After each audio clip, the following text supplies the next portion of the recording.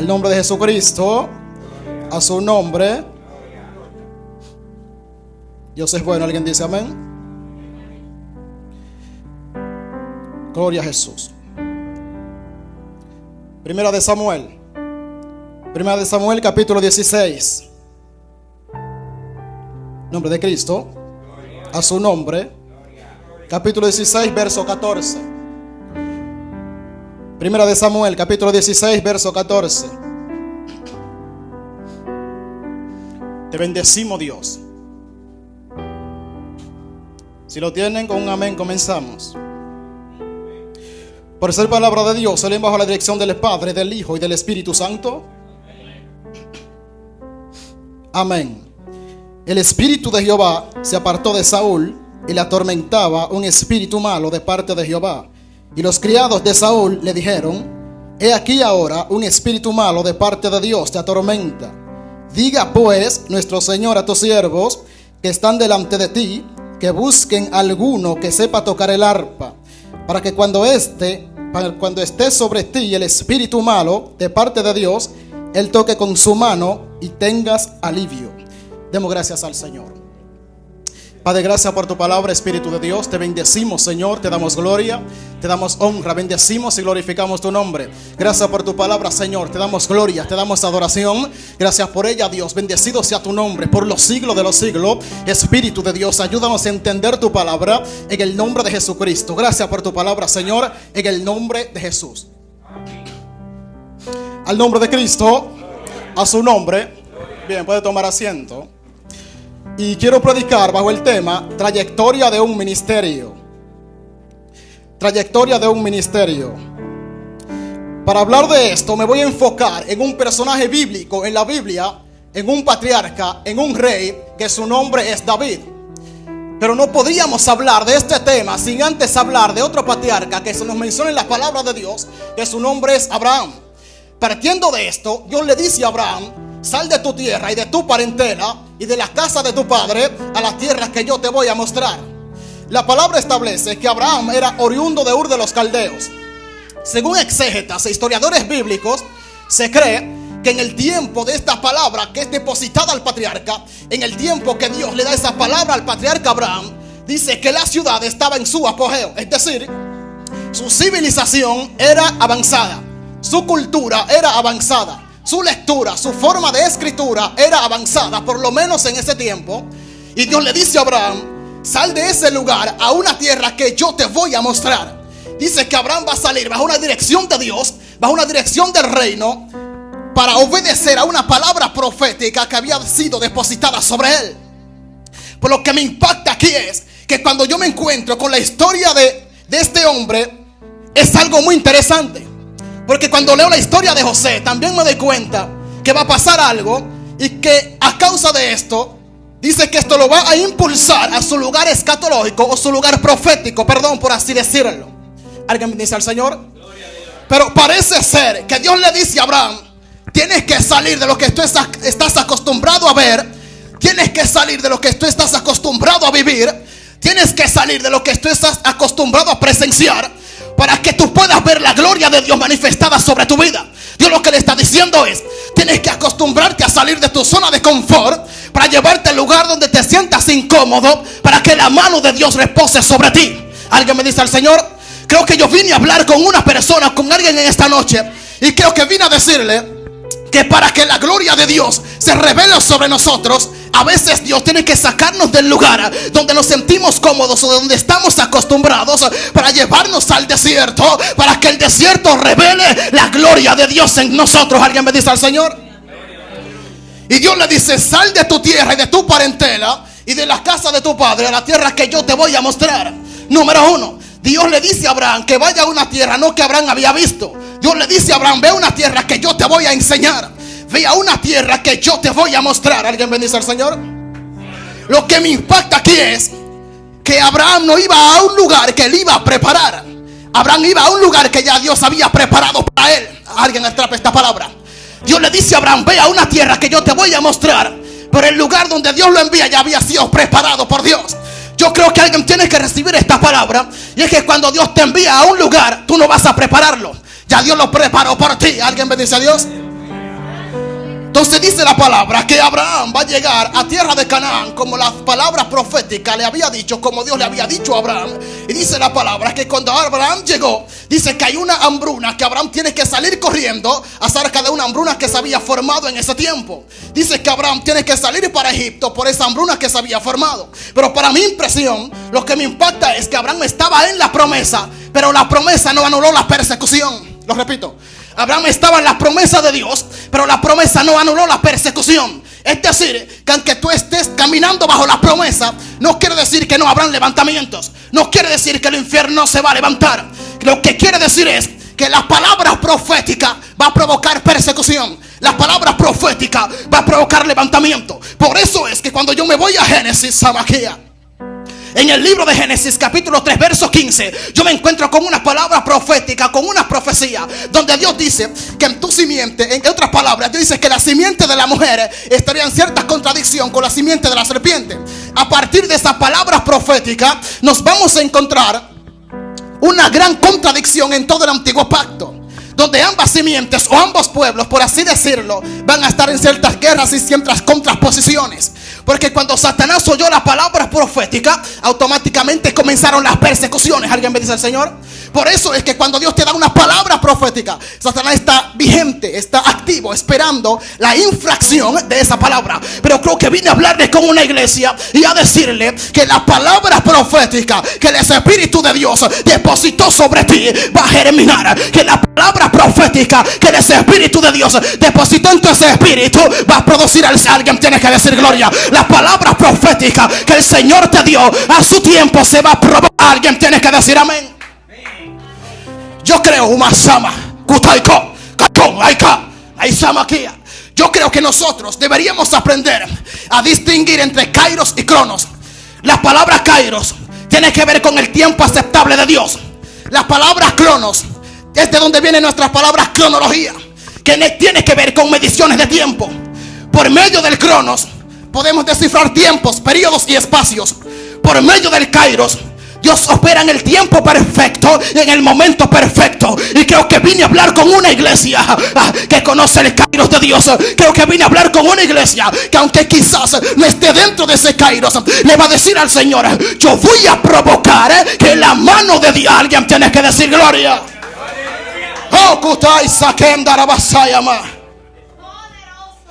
Entonces Abraham tiene que salir para Egipto a causa de una hambruna que se formó.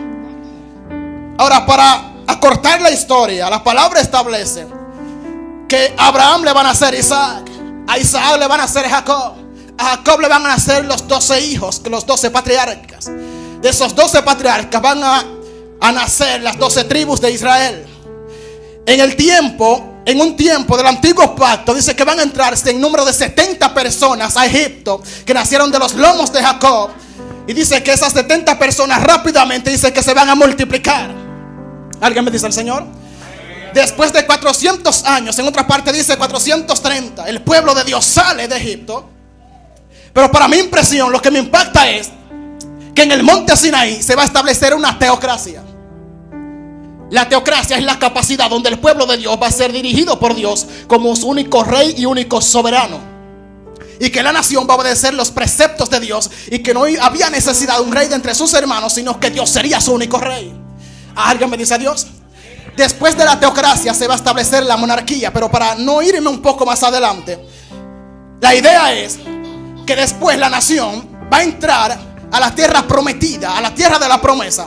Pero cuando yo leo el capítulo 3, me doy cuenta de una palabra que el Espíritu de Dios dice, y es la siguiente.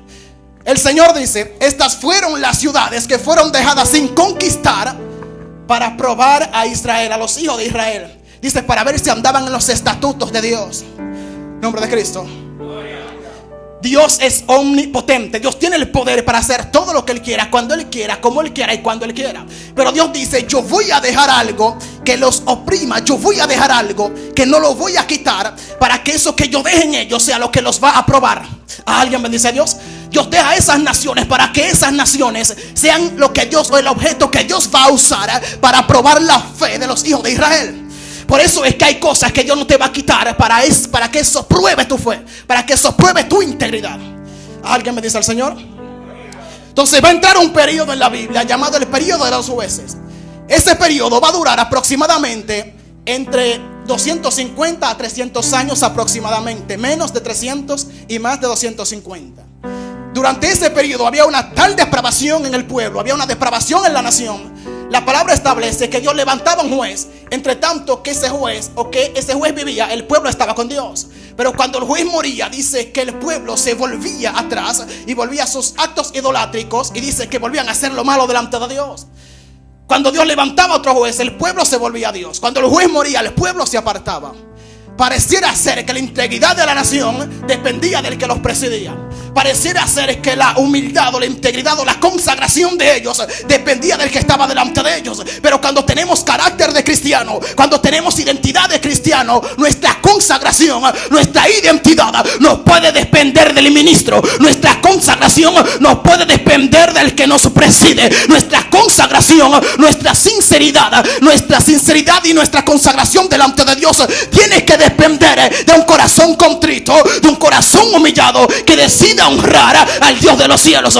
Pareciera ser que ellos decían: bueno, si el que nos preside se apartó, o si el que nos preside ya no está, entonces vamos a hacer lo malo delante de Dios. Pero yo creo que hay una iglesia con carácter, que tiene identidad, que sabe dónde está y que sabe dónde va a llegar, y que no hay viento del infierno que nos pueda remover. Creo que vine a hablar con Abasama, creo que vine a hablar con una iglesia que sabe quién es en Dios, y que a pesar de que el hermano se apartó, sepa ponerse de pie y decir: aunque él se apartó, yo no me voy a Macatacasama. Que estoy hablando con gente aquí. Aunque él no esté, yo voy a continuar. Aunque se haya apartado, yo voy a continuar. No me importa que tú no quieras seguir, yo voy a seguir. A alguien tiene que decir gloria.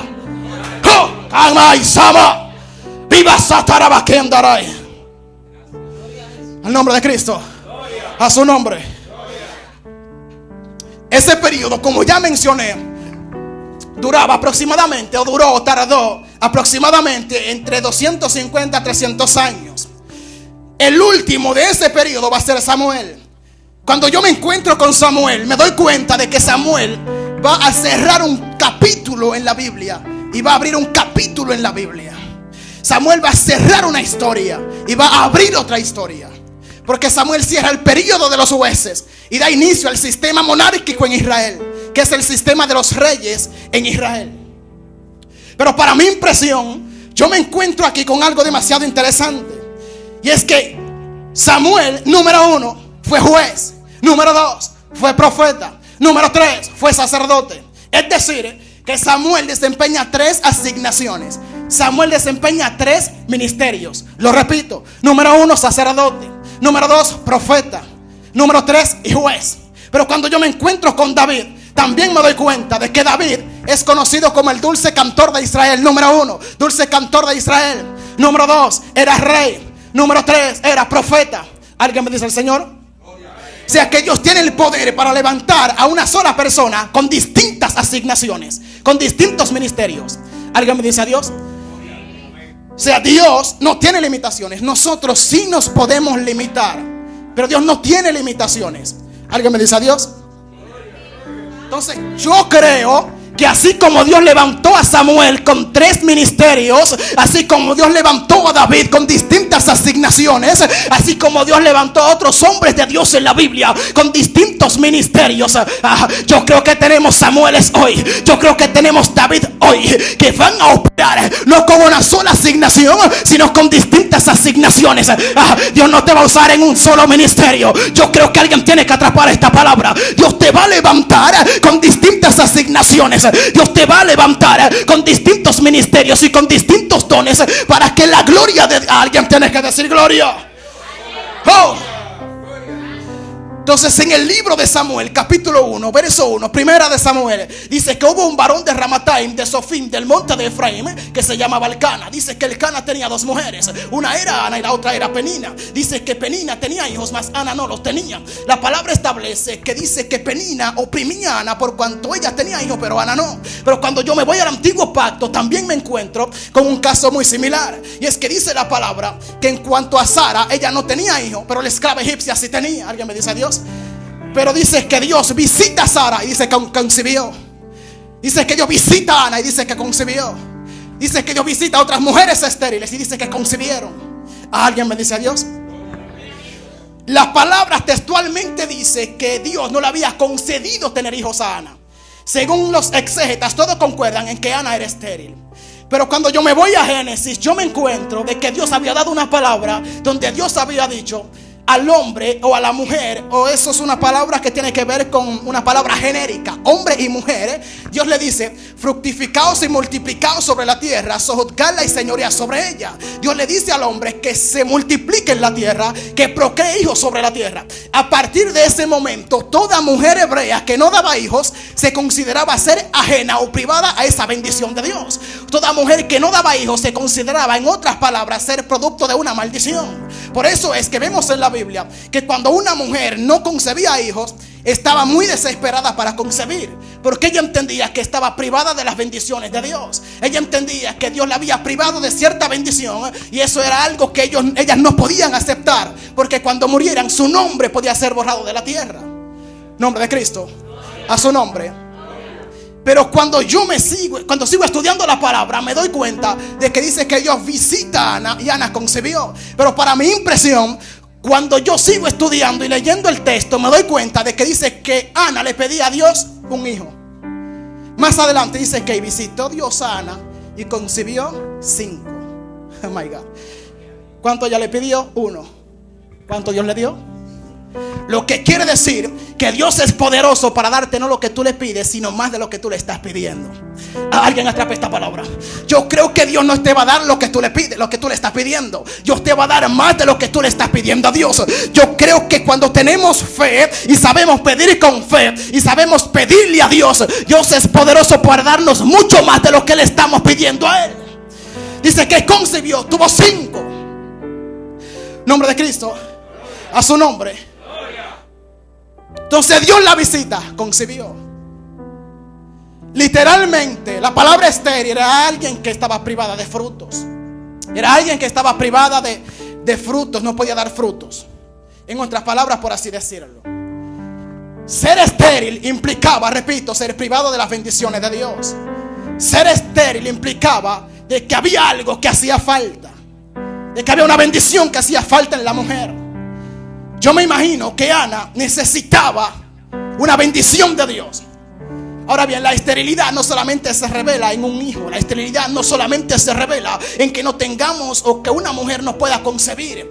La esterilidad también se revela en que estemos privados de ciertos frutos que debemos de dar. La esterilidad también se revela en que tenemos que dar más de lo que estamos dando todavía. La esterilidad también se revela en que no estamos dando lo suficiente. La esterilidad también se revela en irnos delante de Dios y decirle: Señor, yo necesito hacer algo más porque lo que estoy dando no es suficiente todavía. Yo creo que vine a activar la fe a alguien y a decirle en esta hora que es tiempo de romper con aquello que te está pidiendo e impidiendo dar los frutos de Dios. Yo creo que vine a decirle a alguien que es tiempo de romper con aquello que te impide que la mano de Dios se revele sobre ti. Yo creo que vine a decirle a alguien aquí que es tiempo de romper con lo que está ocasionando una esterilidad en tu vida espiritual. Alguien tiene que decir gloria. Yo creo que es tiempo de decirle a Dios: necesito que tú me visites porque necesito romper con lo que me está impidiendo que la mano de Dios y la bendición de Dios me alcance. Alguien tiene que bendecir al Señor. Yo creo que alguien tiene que decir: yo necesito un rompimiento, necesito una provocación. Alguien tiene que decir gloria. Oh, Uraika. Nombre de Cristo, a su nombre. Trayectoria de un ministerio. Ahora bien, la palabra establece de que Samuel, Dios le va a usar terriblemente. Pero cuando yo sigo estudiando, me doy cuenta de que dice la palabra de Dios de que todo Israel, en otra palabra, dice que desde Dan hasta Beerseba reconocieron que Samuel era fiel profeta de Dios.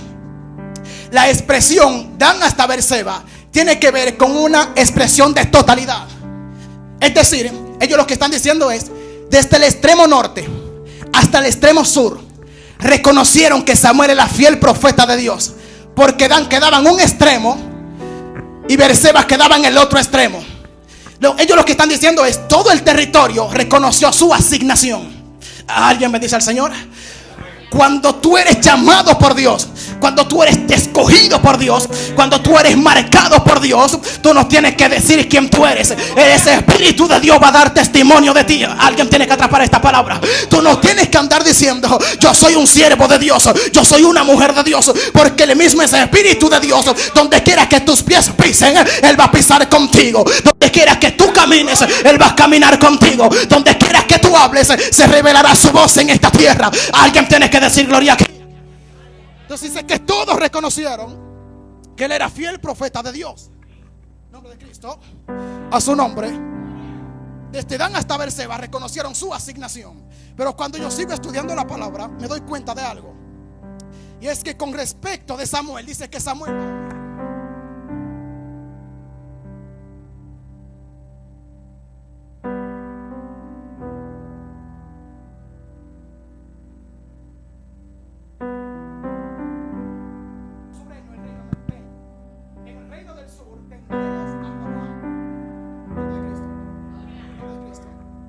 a su nombre, va a haber un cisma nacional a causa de algo que había pasado. Entonces, a causa de una desobediencia hubo una división o una separación. A causa de una desobediencia de Salomón, dice que el reino fue dividido. Fue entregado un reino a su hijo y otro reino a su siervo. Yo creo que si hay algo que nos puede o que puede hacer que haya una separación entre Dios y los hombres, nombre de Cristo, a su nombre. Entonces dice que Samuel va a ungir a Saúl como el primer rey en el reino unido de Israel. Ahora bien, dice que más adelante va a haber una división. Dice que este no va a saber hacer las cosas correctas delante de Dios. Y dice que Dios lo va a quitar del puesto y va a ungir a David para que David tome el lugar que él no supo cuidar. Ahora bien, para mi impresión, lo que me impacta es que cuando yo me encuentro con David, dice que David era conforme al corazón de Dios. Pero cuando sigo estudiando también me doy cuenta de lo siguiente. Y es que dice que Dios le dice a Samuel que ungiera a David. Pero cuando él va a ungirlo, yo me encuentro de que van sus hermanos. Dice que él vio a Eliab y pensó: este es ciertamente el que Dios había escogido. Porque vio que era alto, su apariencia quizás era la correcta, su físico quizás era el correcto. Pero las cosas no tienen que ver con el físico, las cosas tienen que ver con lo que ya Dios predestinó. Por eso es que a veces nos fijamos en lo que vemos y a veces las cosas pueden salir mal. Pero cuando nos acostumbramos a mirar como Dios miró, entonces las cosas van a salir bien. Cuando nos acostumbramos a caminar como Dios quiere que caminemos, entonces las cosas van a funcionar. A su nombre. Señor, al nombre de Cristo, a su nombre. Aleluya.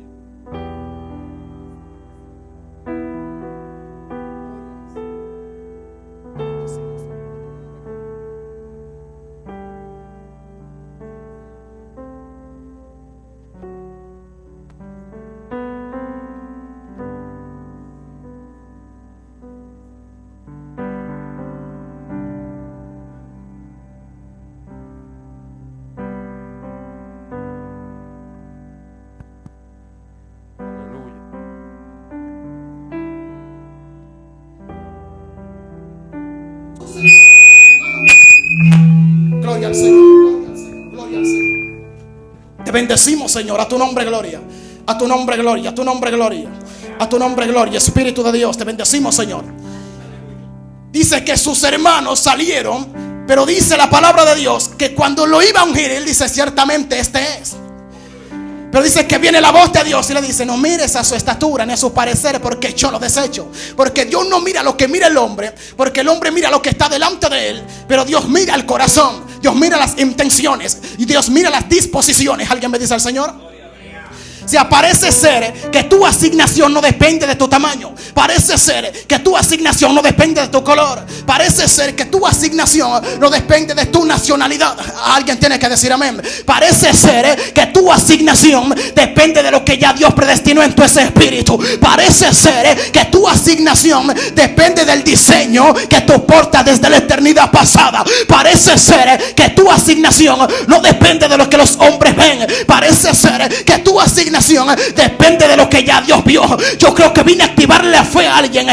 Y alguien tiene que entender que el peor error que ha cometido Satanás ha sido cuestionarte. El peor error que ha cometido Satanás ha sido cuestionar a aquellos que ya han sido aprobados por Dios. Parece ser que cuando Samuel se dirigió para ungir a David, él vio algo y dijo, bueno, ciertamente es este. Pero cuando Dios se le apareció, la voz de Dios le dice, no lo mires a su estatura, porque yo lo desecho. El que yo marqué no está en este lugar, pero su asignación yo la tengo escrita en su espíritu. Esto quiere decir que aunque este no sea tu momento, aunque tú no estés en el lugar, tu asignación ya Dios la predestinó. Tu asignación ya fue depositada en tu espíritu.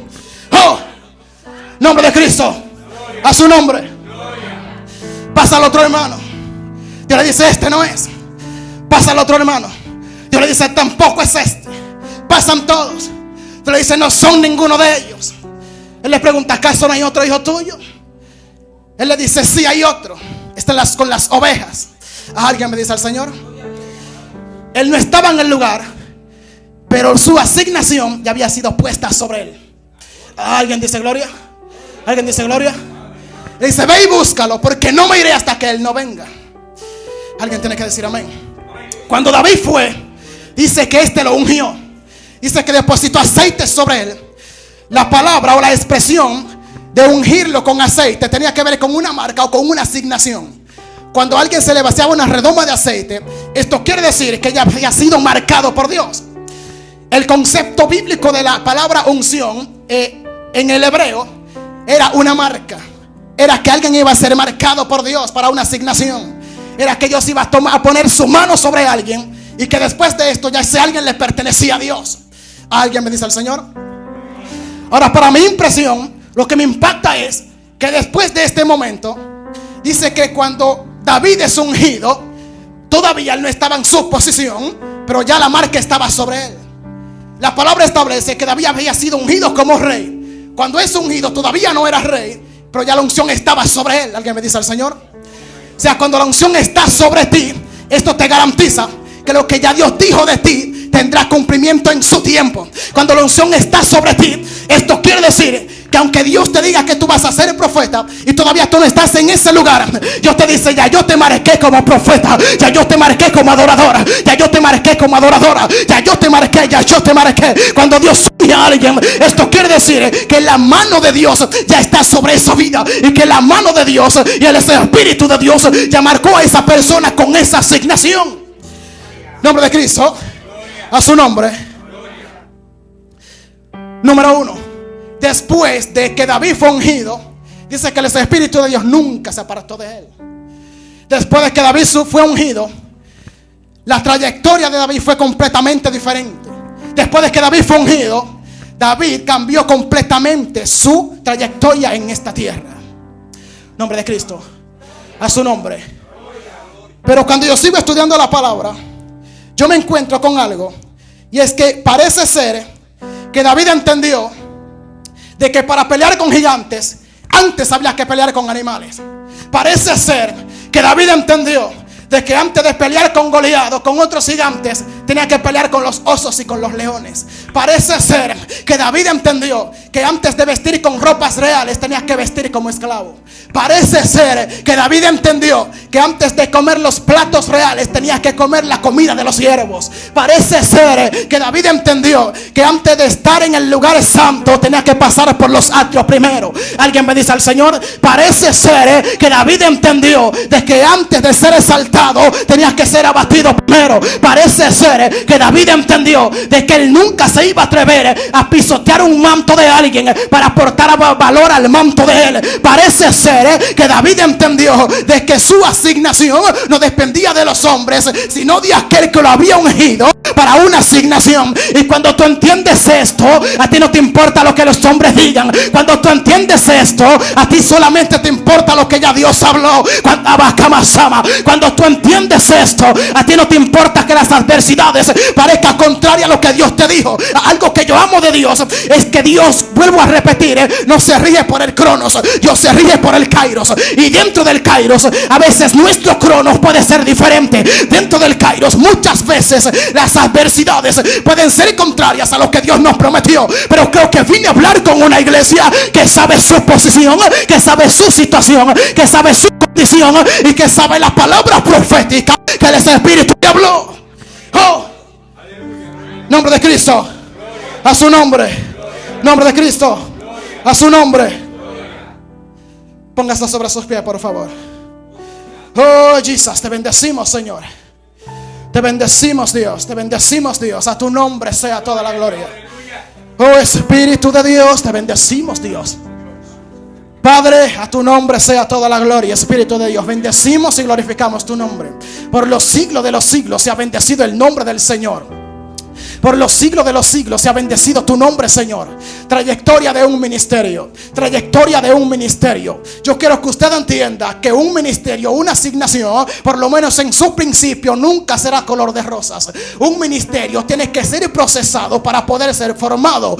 Yo había predicado en algún momento con ese tema. Y es procesado para poder ser formado. Si tu asignación necesita mucha formación, entonces necesitarás mucho proceso. Lo repito, si tu asignación necesita mucha formación, entonces necesitarás mucho proceso. Cuando yo me voy a la Biblia, yo me encuentro de que Dios saca a los hijos de Israel para llevarlos a la tierra prometida, y dice que los lleva 40 años por el desierto. Pero número uno, Dios podía llevarlos por camino de los filisteos, que era cerca, pero Dios no lo hizo así. Dios lo lleva por el camino lejos, por el camino largo, por el camino difícil, porque su asignación necesitaba mucha depuración. Entonces, mientras más larga sea la bendición, más larga será la depuración. Mientras más largo, más poderoso es el ministerio, más grandes serán los procesos. Mientras más Dios te va a usar, mientras más Dios te va a bendecir, más Satanás te va a perseguir. Pero creo que vine a hablarle a alguien y a decirle que a pesar de las persecuciones, a pesar de los levantamientos, hay una palabra que Dios te dio. Alguien tiene que decir gloria. A pesar de que seas perseguido, alguien tiene que decir amén. No te vas a quedar en Egipto, vas a llegar a Canaán y vas a ver la gloria de Dios. Y así como David entendió de que para ser exaltado antes hay que ser abatido, creo que vine a hablar con una generación que entiende dónde está y sabe dónde va a llegar. Creo que vine a hablar con una generación que conoce quién lo llamó y que conoce quién lo marcó. Creo que vine a hablar con una generación que le va a decir a Satanás: yo conozco quién me llamó, yo conozco quién soy en Dios y sé lo que voy a hacer en Dios. Y cuando tú tienes identidad y carácter, no es cualquier viento que puede removerte de esta posición. Creo que vine a hablar con una generación que sabe el lugar en el que ha sido plantado por Dios. Creo que vine a hablar con una generación que sabe el lugar donde Dios los posicionó.